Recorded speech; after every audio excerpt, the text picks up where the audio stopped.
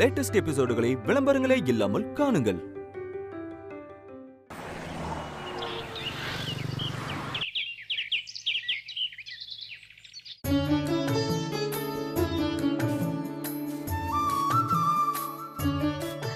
என்னங்க நேரம் ஆகிட்டு இருக்கு, டிஃபன் எடுத்து வச்சுட்டுமா?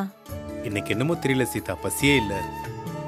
ஒரு 11 மணிக்கு மேல சாப்பிட்றேனே. என்னடி இவர் இப்படி சொல்றாரு? வேளை வேளைக்கு சாப்பிட்டு டைமுக்கு மாத்திரை சாப்பிடணும்ல. இன்னைக்கு காஃபி நல்லா இருக்குன்னு 1க்கு 2 குடிச்சதுல பசியே இல்லை. சீதா கொஞ்சம் லேட் ஆகட்டும் சீதா, அப்புறம் சாப்பிட்றேன்.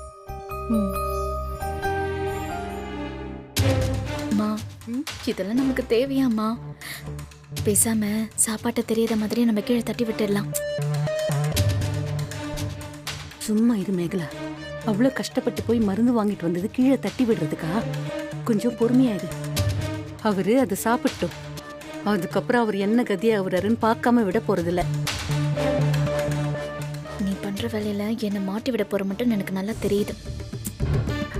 நீ ஒன்னும் தெரியாத மாதிரி பேசாம இரு, மத்த எல்லாத்தையும் நான் பாத்துக்கிறேன்னு சொல்றேன்ல.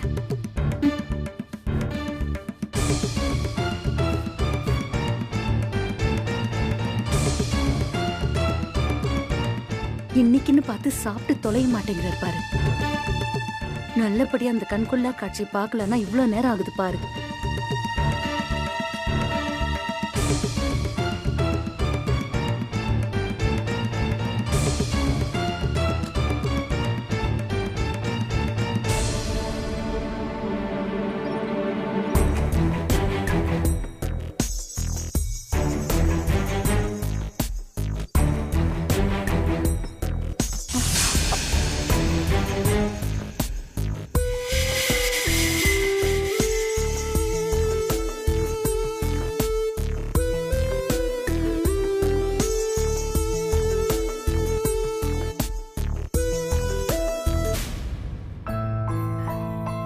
என்னங்க இப்ப எடுத்து வைக்கட்டுங்களா? சீதா, சம்மந்தியும் மருமகளும் அப்ப இருந்து குறுகுறுன்னு பாத்துக்கிட்டே இருக்காங்களே, அவளுங்க மூஞ்சே சரியில்லையே. ஏதோ கிரிமினல் வேலை பண்ண போற மாதிரி தெரியுதே. நீங்க ஏங்க அவங்கள பாத்துக்கிட்டு இருக்கீங்க? நீங்க பேசாம உங்க வேலையை மட்டும் பாருங்க. சீதா, நான் என் வேலையை மட்டும்தான் பார்க்கணும்னு நினைக்கிறேன். இருந்தாலும் கண்ணு பார்க்கலனாலும் சில நேரம் மனசு கரெக்டா சொல்லிடுது. அவங்க 2 பேரும் ஏதோ திருட்டு வேலை பண்றதுக்கான சதி திட்டம் தீட்டிட்டு இருக்கிற மாதிரியே எனக்கு தோணுது. அது என்னன்னு தான் பார்க்கணும். அவங்க என்னமோ பண்ணிட்டு போறாங்க, விடுங்களேன். நான் போய் உங்களுக்கு டிஃபன் எடுத்து வைக்கட்டுமா? எடுத்து வை.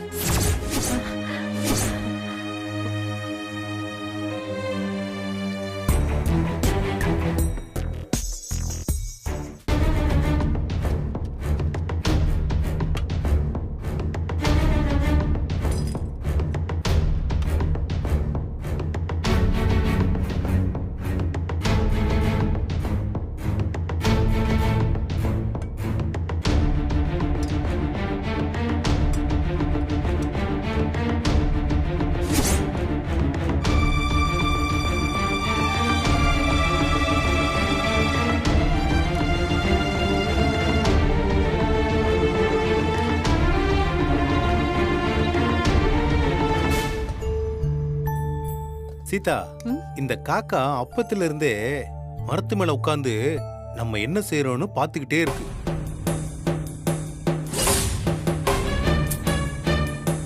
பாத்துக்கல, ஒரு நல்ல கல் எடுத்து அடிச்சு விரட்டு. இந்த ஆளுக்கு நக்கலுக்கு ஒன்னும் குறைச்சல் இல்ல பாரு. இதுல இவருக்கு மருந்து வச்சது சரிதான். ஷோ அம்மா, நீ கொஞ்சம் அமைதியா இருமா. அவங்களுக்கு ஏதாவது டவுட் வந்துட போகுது.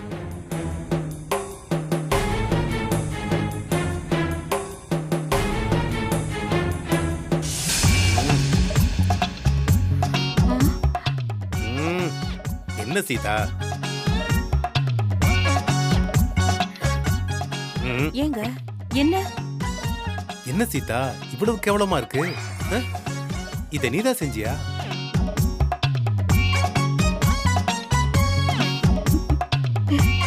ஐயோ அம்மா, கண்டுபிடிச்சிருவாங்க போல இருக்கேம்மா. இங்க பாரு, அதெல்லாம் ஒன்னும் கிடையாது மேகலா. அது சுமாரா தான் சமைக்கும். எதுக்கு இப்ப சிரிக்கிற? ஒண்ணும் இல்ல, இன்னைக்கு வேற ஏதோ ஞாபகத்துல சமைச்சிட்டேன் போல இருக்கு. இருக்காதே, நீ தப்பா சமைச்சா கூட இவ்வளவு கேவலமா இருக்காதே. ஏன் இப்படி இருக்கு?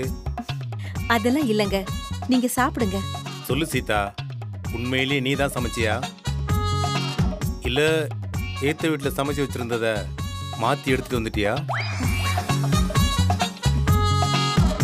எதுக்குங்க நீங்க தேவையில்லாம பேசிட்டு இருக்கீங்க? ஒரு நாளைக்கு அட்ஜஸ்ட் பண்ணிக்கிட்டு பேசாம சாப்பிடுங்க. என்னமோ தெரியல, இன்னைக்கு ஏதோ தப்பா இருக்கு. இதெல்லாம் நல்லா கண்டுபிடிங்க. அம்மா, நம்ம இங்க இருக்க வேணாம், நம்ம உள்ள போயிடலாம். ஏய், இப்ப போனா நாம தான் ஏதோ தப்பு பண்ண மாதிரி ஆயிடும், புரியுதா? நீ அமைதியா இரு, எது நடந்தாலும் நான் பாத்துக்கிறேன்.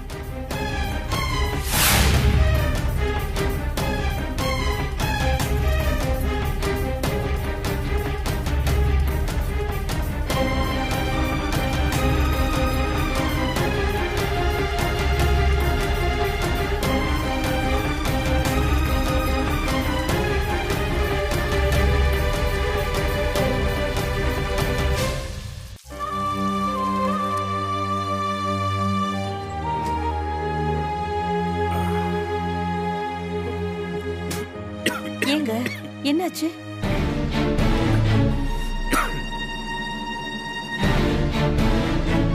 என்னன்னே தெரியல சீதா, இன்னைக்கு சாப்பிட்டது கொஞ்சம் கூட நல்லா இல்ல.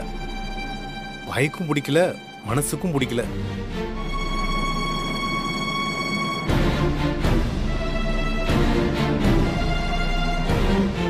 நான் சாப்பாடு சரியில்லைன்னு சொல்லிட்டு இருக்கேன், நீ பாட்டுக்கு சிரிச்சுக்கிட்டே இருக்க. ஒண்ணும் இல்லைங்க. பாட்டி பாட்டி, இன்னைக்கு ஒரு நாளைக்கு மட்டும் நீங்க செஞ்சதை எனக்கு கட்டி கொடுத்துருங்க ப்ளீஸ் பாட்டி. அப்ப தாத்தாக்கு என்ன பண்றது? இதோ இதை கொடுத்துருங்க. இத போய் எப்படிடா? நான் டெய்லி இதை சாப்பிட்டு கஷ்டப்படுறேன்ல, இன்னைக்கு ஒரு நாள் நீங்களும் தாத்தாவும் கஷ்டப்படுங்க.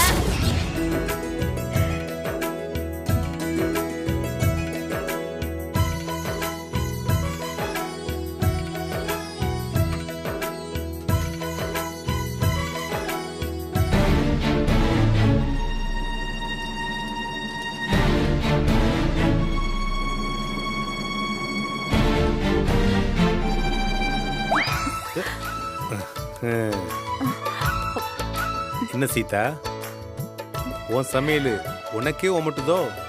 இல்லங்க, உண்மையிலேயே ரொம்ப மோசமா தான் செஞ்சிருக்கேன். நான் இத சொன்னப்ப நீ நம்பல பாத்தியா? இப்ப தெரியுதா? சரி, நீ சாப்பிடு சாப்பிடு சாப்பிடு.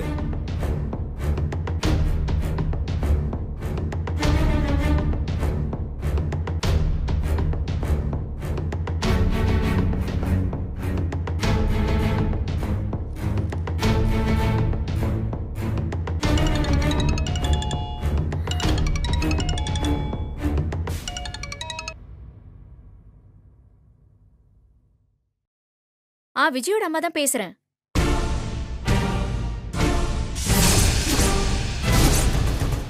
ஐயோ, என்னங்க சொல்றீங்க?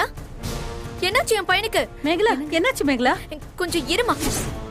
எப்ப ஆச்சுங்க? இப்போ என் பையன் எங்க இருக்கான்? எந்த ஹாஸ்பிட்டல்? சரி சரி, நான் உடனே வரேன். மேகலா, என்னாச்சு மேகலா? அம்மா, விஜய் ஸ்கூலுக்கு போனதுல இருந்து 2-3 தடவை வாந்தி எடுத்து மயக்கம் போட்டு விழுந்துட்டானோ, அதனால அவங்க ஹாஸ்பிட்டல்ல சேர்த்திருக்காங்களாமா. என்னம்மா பாக்குற? புள்ள மயக்கம் போட்டு விழுந்திருக்கானா? எந்த ஹாஸ்பிட்டல்னு சொன்னாங்களா? அவன் ஸ்கூல் பக்கத்துல இருக்கிற பிரைவேட் ஹாஸ்பிட்டல்ல தான். சரி, கிளம்பு. அம்மா இரு ஒரு நிமிஷம் இரு, நான் தான் வந்துடுறேன். ஐயோ,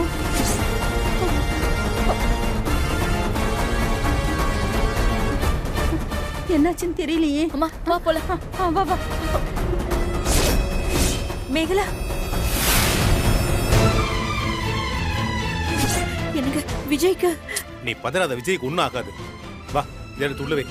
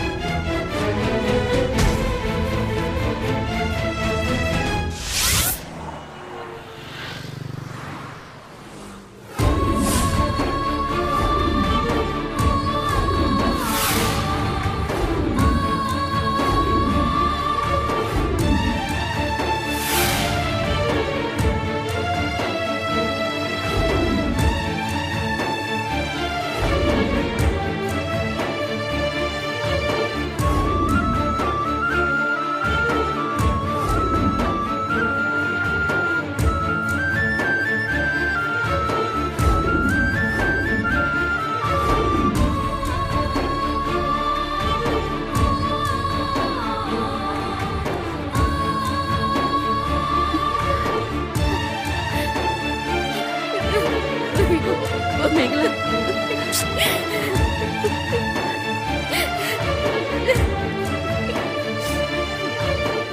ஏய் சாப்பிட ரெடி கொடுத்தீங்க அப்படி டாக்டர் வேற ஃபுட் பாய்சன் ஆயிருக்குன்னு சொல்றாரு. 2 பேரும் சேர்ந்து என்னடி பண்ணி தொலைச்சிங்க? நானே என் பிள்ளைக்கு என்ன ஆகுமோ ஏதாகுமோன்னு கவலையில அழுதுகிட்டு இருக்கேன். இந்த நேரத்துல ஆறுதல் சொல்லலனாலும் பரவாயில்ல, தயவு செஞ்சு குத்தம் சொல்லாம இருக்கலாம்ல. இத்தனை நாளா சமைச்சு கொடுக்கறேன்னு எனக்கு தெரியாதா? எப்ப யார தப்பு சொல்லலான்னு இருக்கிறத விட்டுட்டு பிள்ளைக்கு என்ன ஆச்சுன்னு கவனிங்க. ஏய் காலைல ஸ்கூல்ல டிராப் பண்ணும்போது கூட எனக்கு கட்டி பிடிச்சு முத்தெல்லாம் கொடுத்துட்டு போனாண்டி. கடவுளே. இங்க இருக்காங்க. ராஜா, மேகலா ராஜா. என்னமாச்சு? என்னடா? இப்ப எதுக்கு 2 பேரும் வந்தீங்க? நாங்க கஷ்டப்பட்டு கண்ணீர் கவலையோட இருக்கிறத பார்த்து சந்தோஷப்படுறதுக்காக தானே வந்திருக்கீங்க.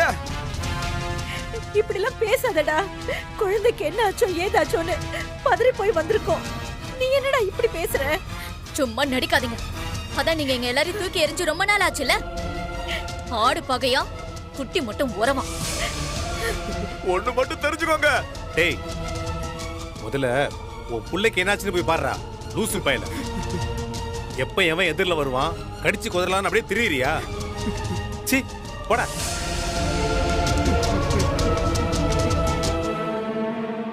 என் பிள்ளைக்கு யார் இப்படி பண்ணானே தெரியலையே.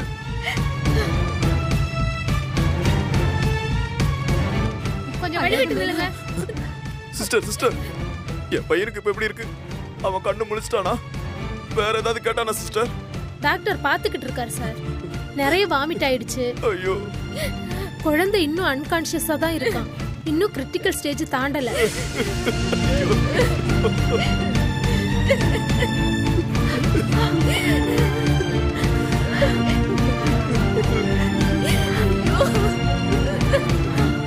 கடவுளே எப்படியாச்சும் என் பையனை காப்பாத்து ப்ளீஸ். கடவுளே எனக்கு ஏதாவது ஆயிருந்தா கூட பரவாயில்ல. எதுக்கு என் மகனை இப்படி ஒரு நிலைமையில கொண்டு வந்து விட்ட? அவன் ஒரு பாவமும் செய்யாதவனாச்சே கடவுளே.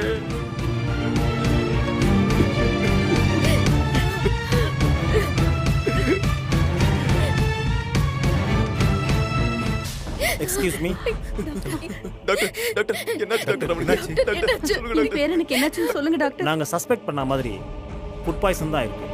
ஐயோ அது என்னன்னு டயக்னைஸ் பண்றதுக்கு சாம்பிளை லேபுக்கு அனுப்பியிருக்கோம். நீங்க அவனுக்கு என்ன சாப்பிட கொடுத்தீங்க? எனக்கு பொங்கல் தான் பண்ணி கொடுத்தேன் டாக்டர். எப்பவும் பண்ற மாதிரி தானே, இல்ல ஏதாவது டிஃபரெண்டா மிக்ஸ் பண்ணீங்களா? ஏய் கரெக்ட்டா சொல்றீ? இல்ல எப்பவும் போலதான் நான் பண்ணி கொடுத்தேன். சொல்லுங்க, வேற எதுவும் சேர்க்கலையா? டாக்டர் இல்ல டாக்டர், எப்பவும் செய்யற மாதிரி தான் செஞ்சு கொடுத்தேன்.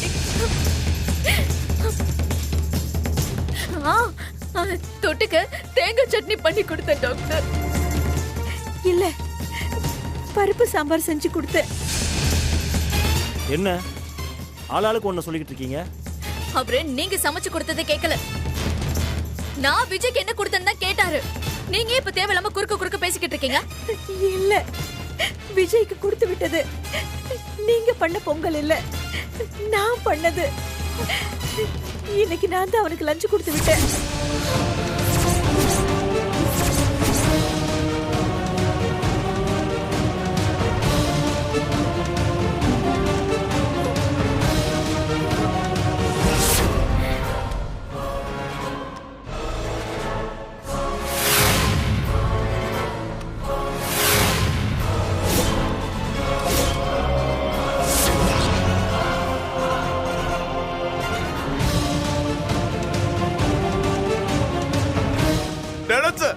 அப்பவே நினைச்சேன் நீங்க தான் ஏதாவது பண்ணிருப்பீங்கன்னு.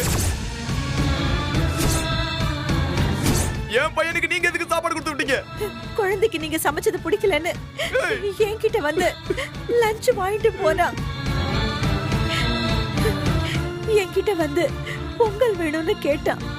நான் தான் கட்டி கொடுத்து அனுப்பிச்சேன்.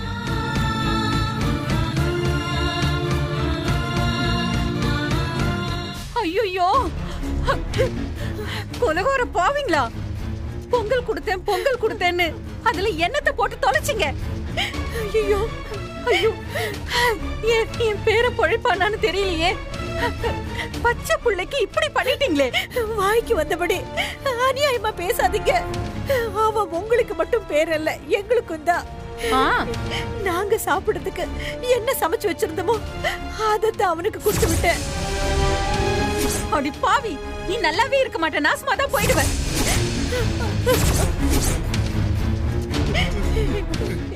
நான் நினைச்சேன் எனக்கு அப்பவே தெரியும் இதுல உங்க கை இருக்குன்னு. உங்களை யார் என் பிள்ளைக்கு சாப்பாடு கொடுக்க சொன்னது? முதல்ல நீங்க யார் என் பிள்ளைக்கு சாப்பாடு கொடுக்கறதுக்கு?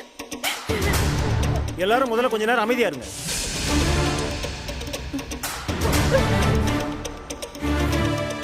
இது முதல்ல ஹாஸ்பிட்டல்னு தெரிஞ்சுக்கங்க.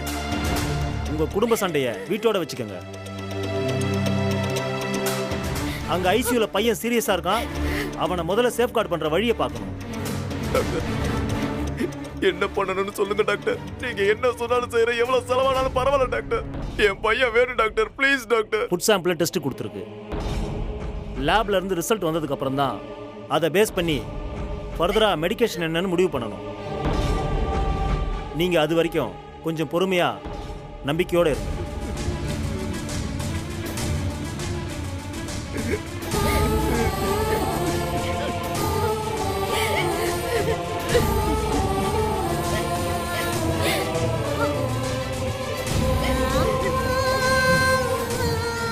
யோ, பண்ணிட்டல நீ, பழி வாங்கிட்டீல நீ, உன் மனசுல இருந்த ஆசையெல்லாம் தீர்த்துட்டல நீ.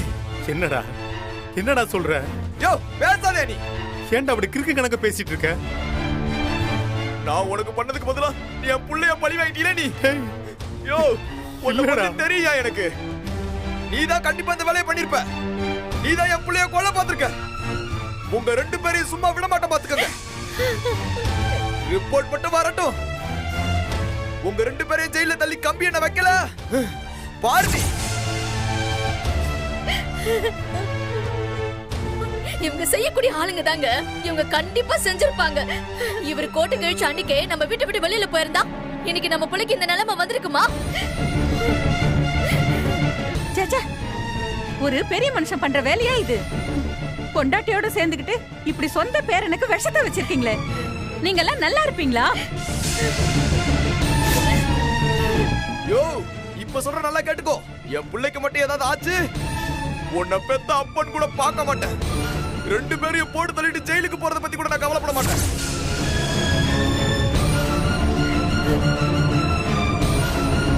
கொன்னே போட்டுருவையா, உன்னை கொன்னே போட்டுருவேன். என்னடா? யோ, ஆனா நான் உன்னை பார்க்கலன்றதுக்காக என் பிள்ளைய பழி வாங்கிட்டீல நீ. என்னடா? யோ, என் கண்ணு முன்னாடி நிக்காத. போ போ போ.